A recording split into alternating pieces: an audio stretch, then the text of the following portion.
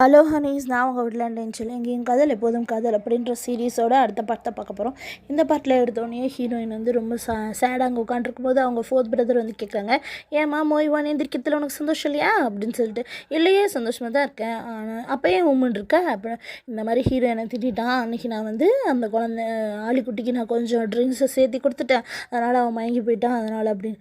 ஆமாம்மா, ஒரு குழந்தை 15 16 மணி நேரம் தூங்கிட்டு இருக்குதுன்னா அப்போ நீ வந்து அவன் புருஷன் அவங்க அப்பங்கிட்ட சொல்லணும் சொல்லிக்கூடாதான். நீ ஒரு ஸ்டெப் மாமு, அதனால தான் அவன் அப்படி சொல்லியிருப்பான்.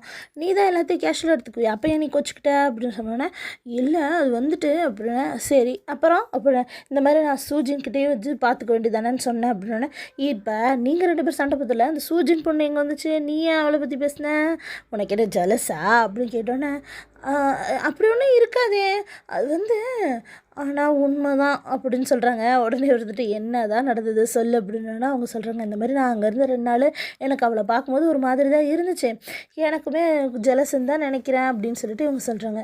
சரி அப்புறம் அப்படின்னு சொல்லிட்டு, அப்போ உனக்கு காதல் வந்துருச்சு அப்படி தானே, எப்படியோ நீ ரொமான்ஸ்லாம் கொஞ்சம் கம்மி தான் அப்படிங்கிறாங்க. உடனே வந்துட்டு இவங்க என்ன இப்படி சொல்லிட்டீங்க அப்படின்னு சொல்கிறாங்க. உடனே இருந்துட்டு சரி எனக்கு அவனை பிடிச்சிருக்கு, ஆனால் நான் சொல்கிறதுக்கு முன்னாடி அவன் என்கிட்ட சொல்லிட்டான்னா நான் என்ன பண்ணோம் அப்படின்னு. எப்படியோ ஒரு வழியாக அவன் சொல்லிட்டானா, சரி என் வேலை முடிஞ்சது அப்படின்னு. என்ன இப்படி சொல்கிறீங்க அப்படின்னு சொன்னோன்னே, சரி அவன் அங்கே நம்மளுடைய இடத்துலேருந்து அவன் போகும்போது உனக்கு எப்படி இருந்தது சின்ச்சுலேருந்து அப்படின்னோடனே, சின்ச்சுக்கு அவன் ஃபஸ்ட்டு வரும்போது எனக்கு பிடிக்கவே இல்லை, அதுக்கப்புறமா எனக்கு நிச்சயமாக்கப்பட்டவன் அப்படின்றதுனால தான் நான் விட்டேன். ஆனால் எப்போவுமே அவன் கூட செஸ் விளையாடுறது, அவன் கூட வாட்டர்மெலன் சீட் சாப்பிட்றது, அவன் கூட பேசிகிட்டு இருக்கிறது, இப்படியே எனக்கு நாட்கள் போய்கிட்டே இருந்ததுனால கல்யாணத்துக்கு அப்புறமும் நாங்கள் இப்படியே இருப்போன்ற மாதிரி என் மைண்டில் நினைஞ்சிருச்சு, நின்று போச்சு. அண்ணா நீங்கள் நல்லா யோசிச்சு சொல்லுங்கள், அவன் வர்றதுக்கு முன்னாடி நான் எப்படி தான் அந்த சின்ச்சுல இருந்தேன் அப்படி சொல்லிட்டு கேட்குறாங்க. அவங்க வந்துட்டு அது சரி எப்படியோ உனக்கும் ஒரு காதல்னு வந்துருச்சு, என் வேலை முடிஞ்சிருச்சு நான் கிளம்புறேன் அப்படி சொல்லிட்டு போகிறாங்க. என்னது எனக்கு காதல் வந்துருச்சா, என்னை விட 90,000 வருஷத்துக்கு சின்ன பையனை போய் காதலிக்கிறேனே, அவன் என்னை பற்றி என்ன நினைப்பான் அப்படின்னு சொல்லிட்டு இவங்க ரொம்ப வருத்தப்பட்டு இருக்காங்க. அதே சமயத்தில் பைஃபன்ச்சுவை கட்டுறாங்க, இவங்க உட்காந்து அழுதுட்டு இருக்காங்க. அங்கே வந்துட்டு நம்மளுடைய தீஜுனை கட்டுறாங்க. தீஜுன் வந்துட்டு என்ன பண்ணுறாங்கன்னா ரொம்ப வருத்தப்பட்டு உட்காந்துருக்காரு. அப்போ வந்து அவர் கேட்குறாரு சிம்மின் கிட்ட, நீ வேணும்னே தான் நான் இங்கே எழுதிட்டு வந்துட்டேன், என்னோட நாட்களை பாதியோட குறைச்சிட்டேன் அப்படிங்கிறாரு. ஐயோ நான் அப்படியெல்லாம் செய்யலையே அப்படின்னோடனே, என்னோட சக்தி வந்து 10ல் 9 பங்கு என்னை விட்டு போயிடுச்சு அப்படிங்கிறாரு. இதை யார்கிட்டையும் சொல்லிடாது அப்படின்னு சொல்கிறாங்க. அதே வந்துட்டு நம்மளுடைய மீகு வந்துட்டு நம்மளோட பைஃப்ரெண்ட்ஸ்கிட்ட கேட்குறாங்க, எப்படியோ நன்றி கடனை செலுத்தணும்னு சொல்லிட்டு ஹியூமன் வேர்ல்டுக்கு போனீங்களே, எல்லாம் முடிஞ்சிருச்சு தானே அப்படின்னா, நீ என்னை பார்த்து நல்லா சொல்லு, எனக்கும் தீஜனுக்கும் நடுவில் இருக்கிறது வெறும் நன்றி கடன் மட்டும்தானா, அவ்வளோதானா, முடிஞ்சிருச்சா எல்லாம் அப்படின்னோடனே, நான் உன்னை பார்த்து கேட்குறேன், நீங்கள் திரும்ப என்னையவே கேட்டால் எப்படி அப்படின்னு சொல்லிட்டு மீகு கேட்குறான்.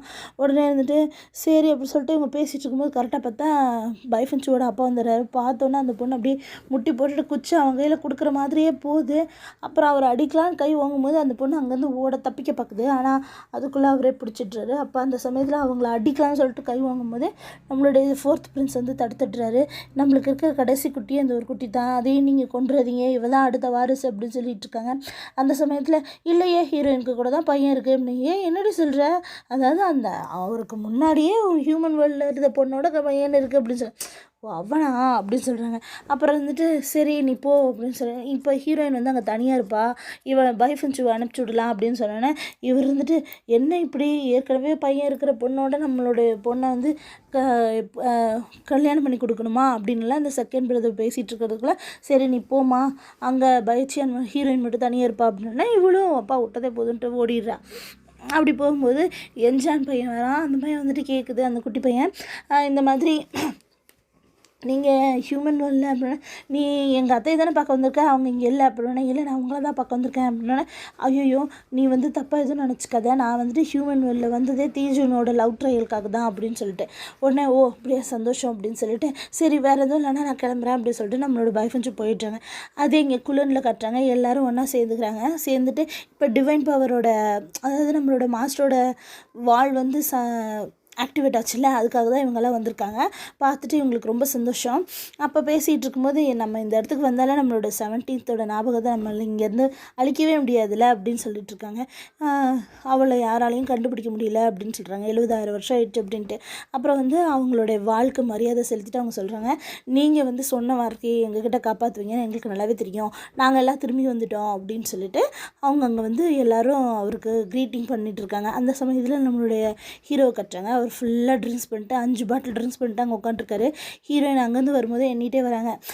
நானே வந்து அன்றைக்கே சொன்னால் அவர் வந்து ஒழுங்காக சரக்கு அடிக்க மாட்டாருன்னு சொல்லிட்டு 5 பாட்டில் அடிச்சிருக்கானே, இவனும் அவ்வளோ ஒன்றும் சரக்கு அடிக்காதவன்லாம் இல்லைப்பா அப்படின்னு சொல்லிட்டு அங்கேருந்து வராங்க.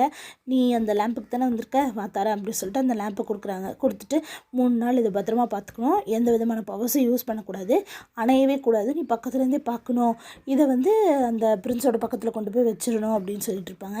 அதெல்லாம் கேட்டு சரி நான் அணையாமல் பத்திரமா பார்த்துக்குவேன். ஆமாம் நீ பத்திரமா பார்த்துக்குவ, ஏன்னா நீ அவருக்காக தான் நான் எல்லாம் செய்வேன் அப்படின்னு சொல்லிகிட்டே இருக்கும்போது அங்கே வந்து நம்மளோட ஹீரோயின் வந்து அந்த விளக்கு பக்கத்தில் நின்றுருக்கும்போது ஹியூமன் வெல்ல இருக்கும்போது யூஹா இறந்துடாத அப்படின்னு சொல்லிட்டு அவங்க அழுதுட்டுருப்பாங்களே, அது ஹீரோயினோட மைண்டில் வந்துட்டு போகுது. அதை பார்த்தோன்னா இதில் வந்து அந்த பொண்ணோட சூசுவோட நினைவுகள் இருக்குது அப்படின்னு சொல்லும்போது, ஆமாம் இதை நான் ஒரு தடவை யூஸ் பண்ணேன் அப்படின்னு சொல்கிறாரு. அதுக்கப்புறமா என்ன சொல்கிறாருன்னா, ஹீரோயின் தான் சொல்கிறாங்க, நீ இவ்வளோ பெரிய விஷயத்தை எனக்காக கொடுத்துருக்க, உனக்கு எந்த உதவி வேணாலும் நான் வந்து உனக்கு செய்யறதுக்கு கடமைப்பட்டிருக்கேன், உனக்கு என்ன வேணுமோ நீ கேளு அப்படின்னா எனக்கு ஒன்றா அப்படின்னா, இல்லை நீ ஏதாவது இருந்தாலும் தயங்காமல் கேளு அப்படின்னு சொன்னோன்னா, அப்படியே எனக்கு நீ தான் வேணும் அப்படிங்கிறாரு.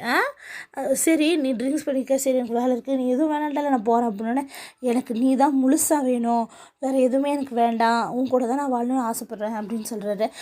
ஹீரோயின் போகலான்றதுக்குள்ளே இவர் வந்து கதவை சாத்தி வந்து தூக்கிட்டே போயிடுறாரு. அப்படியே அமைதியாக அவரை தூக்கிட்டே போகும்போது யூஹா என்னை விட்டுரு அப்படின்னு சொல்கிறாங்க. ஆனால் இவர் தூக்கிட்டு போய் படுக்க வச்சிடுறாரு. படுக்க வச்சோடனே அவங்க வந்துட்டு அவரை தடக்கலான்னு பார்க்கும்போது அவங்க வந்து அவங்கள வந்து ஆக்குப்பை பண்ணிக்கிறார் நம்ம ஹீரோ. அப்போ வந்து அவங்க மைண்டில் வந்துட்டு என்ன வருதுன்னா, அவங்க கல்யாணத்தப்போ நடந்ததெல்லாம் ஞாபகம் வருது. அவங்கள பற்றி நான் ஏன் நினைக்கிறேன் அப்படின்னு சொல்லும்போது இவர் ட்ரெஸ் எல்லாம் ரிமூவ் பண்ணிடுறாரு.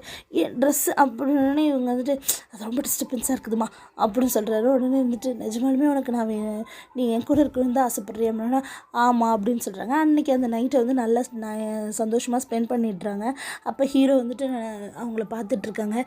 இன்றைக்கி தான் இன்னையோட நான் வந்து உன்னை முழுசாக சந்தோஷமாக ஏற்றுக்கிறதுக்கு இன்னையோட நாள் முடிஞ்சு போச்சு. ஏன்னா நீ நாளைக்கெல்லாம் அவனை உன் மைண்டில் ஃபுல்லாக மோய்வானு தானே நினச்சிட்ருக்க அப்படி சொல்லி நினச்சி வருத்தப்படுறாரு. அப்போ ஹீரோயின் முழிச்சு பார்த்துட்டு தூங்கலையா அப்படின்னு கேட்குறாங்க. அப்போ வந்துட்டு கேட்குறாங்க, என்னோட செகண்ட் பிரின்ஸ் வந்துட்டு, அதாவது இவங்க அங்கிளை சொல்கிறாங்க, அந்த ஹெவன்லி செகண்ட் பிரின்ஸ் வந்துட்டு கஷ்டப்பட்டார், அதுக்கப்புறமா சந்தோஷமான வாழ்க்கையை அனுபவிச்சுக்கிட்டாரு அப்படின்னோடனே, நீயே எப்படின்னா, ஆமாம் நான் க்ரௌன் பிரின்ஸு, நான் லவ் பண்ணுற பொண்ணும் நீ தான், நான் ஒன்றை தானே கல்யாணம் பண்ணிக்க போகிறேன் அப்படின்னு சொல்கிறாங்க. அப்புறம் ஹீரோவே கேட்குறாரு, நான் யாராவது உன்னோட கண்ணை எடுத்தாங்கன்னா நீ என்ன பண்ணுவேன்னு, யாருக்கு என் கண்ணை எடுக்கிற தைரியம் இருக்குது அப்படி சொன்னேன்.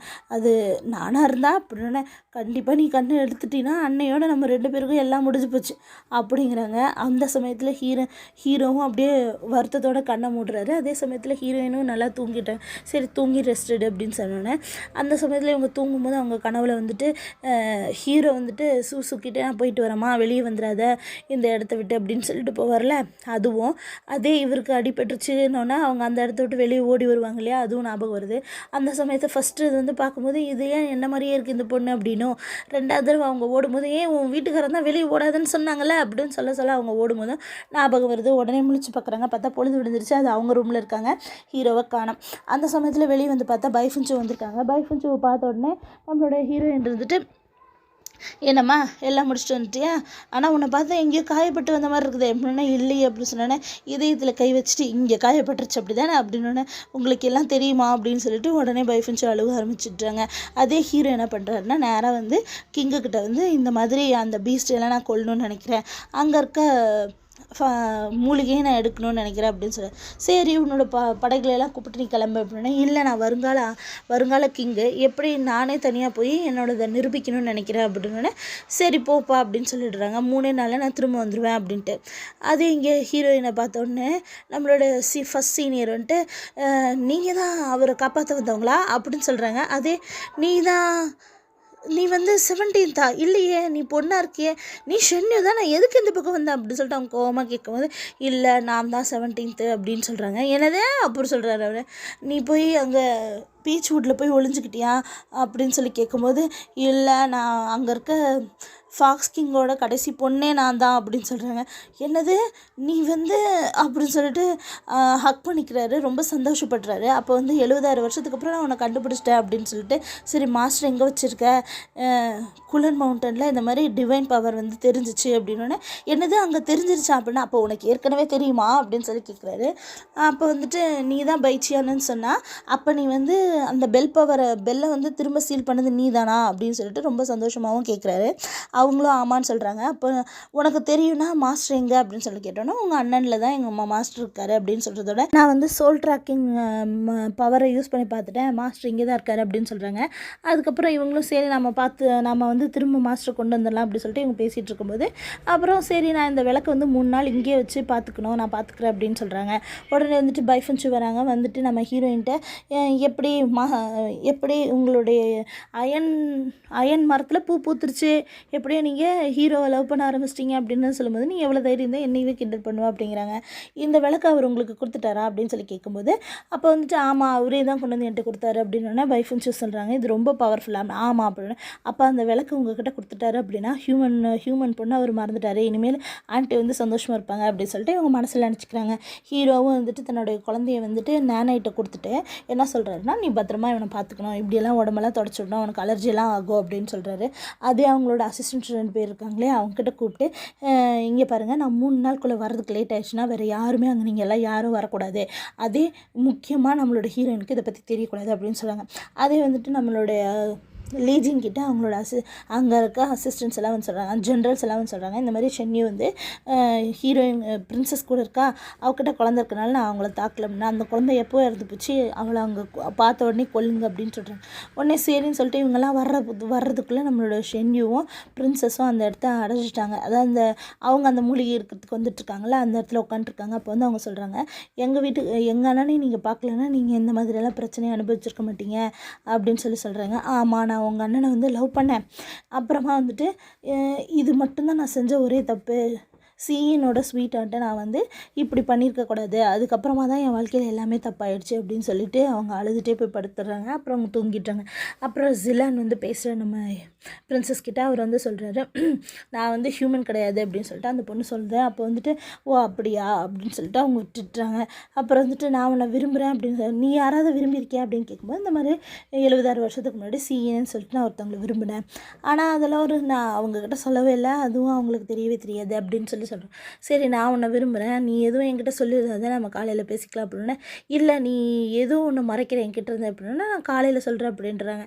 அதே காலையில் இவங்க வந்து அந்த மூலிகை இருக்கிற குகைக்கு முன்னாடி வந்துடுறாங்க. வந்துட்டு எங்கள் அண்ணியை பத்திரமா பார்த்துக்கோன்னு சிலன்ட்டு சொல்லிட்டு அவங்க போயிடுறாங்க. சிலன் இருந்துட்டு உள்ளே வந்துடாத அப்படின்னு சென்னிகிட்ட சொல்லிட்டு போகிறாங்க. சென்னி என்னைக்காவது சொல்கிற பிச்சு கேட்டிருக்காங்க, அவங்களும் பின்னாடியே வந்துடுறாங்க. இங்கே உள்ளே வந்தோடனே அந்த பீஸ்டெல்லாம் பிரின்சஸ் அடித்து மயக்கமாக்கி விட்டுருது. அப்போ வந்துட்டு ஜிலான் இருந்துட்டு, நான் குலான்லேருந்து வந்திருக்கேன், நீங்கள் யாராவது என்னை தாக்க முடியுமா அப்படின்னு சொல்லிட்டு இவரும் ஃபைட் பண்ணுறாரு. அப்போ வந்துட்டு அந்த ஷென்னியும் வந்துட்டு நடுவில் பூந்துட்டுறாங்க. அந்த சமயத்தில் லிஜின் வந்துட்டுறாரு. அவர் எல்லாரையும் தாக்கும்போது, நீ வந்து என் தங்கச்சி கூப்பிட்டு வெளியே போயிருன்னு சொல்கிறாங்க. அங்கே செம்ம ஃபைட் நடந்துட்டுருக்கு. அவர் வெளியே வந்தோன்னே பார்த்தீங்கன்னா பிரின்ஸும் வந்துட்டார், நம்ம ஹீரோவும் வந்துட்டார்.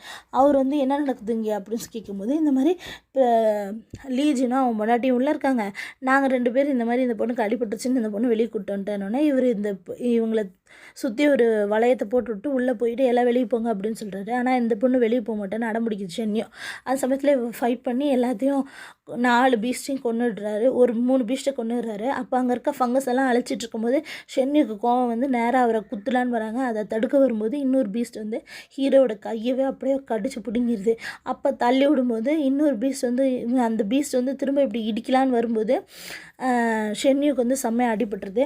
ஹீரோ வந்து அங்கே இருக்க எல்லா விதமான மூலிகையும் அழிச்சிட்டு அந்த இடத்தையும் அழிச்சிட்றாரு. அந்த சமயத்தில் அவர் போகலான்னு போகும்போது ஜிலான் வந்து அந்த பிரின்சஸை தூக்கிட்டு இருக்காங்க. இவங்க வந்து லீஜினை தவிர எல்லாருமே இறந்துடுறாங்க. அதனால் அவர் குழந்தையும் நம்மளோட ஷென்னியும் தூக்கிட்டு வெளியே வரும்போது நம்மளுடைய பிரின்சஸ் வந்து தயவு செஞ்சு எங்களுக்கு அந்த மூலிகையை கொடுங்க அப்படின்னு கேட்குறாங்க. இது வந்து உங்களுக்கெல்லாம் செட் ஆகாது, இது எங்களுக்கு மட்டும்தான் செட் ஆகும் அப்படின்னா, எங்களுடைய குழந்தை வந்து ஹாஃப் பிளட்டு தான், அவனுக்கு செட் ஆகும், தயவு செஞ்சு கொடுக்குறீங்களா அப்படின்னு சொன்னோன்னே ஹீரோவாக அதை எடுத்து கொடுத்துட்டாரு. அதை கொண்டு வந்து நம்மளோட ஷென்யூட்ட காட்டும்போது அவங்க ஆனந்தமாக அதை பார்க்குறாங்க. அந்த சமயத்தில் நான் குழந்தையில் இருக்கும்போது உண்மையாலுமே தான் உங்களை காதலிச்சேன் அப்படின்னு சொல்கிறதோட இந்த பாட்டு முடியுது. அடுத்தடுத்த பாட்டை பார்க்குறதுக்காக நீங்கள் இந்த சேனலை சப்ஸ்கிரைப் பண்ணுங்கள். தேங்க்யூ.